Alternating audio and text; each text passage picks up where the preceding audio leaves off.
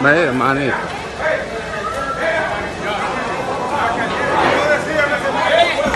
Vete para allá. Mira que está muerto toda esa gente allá. Vete para allá.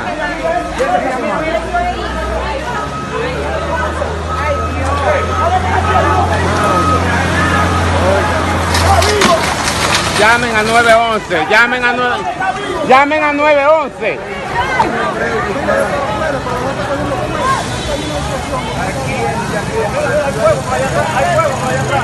Ay, ay, ay, pero mire, esto aquí en Villa Agrícola se ha explotado una explosión grandísima aquí en Holy Flat.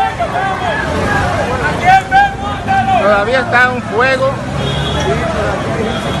Aquí hay gente herida, hay muertos, no se sabe hasta dónde ha llegado.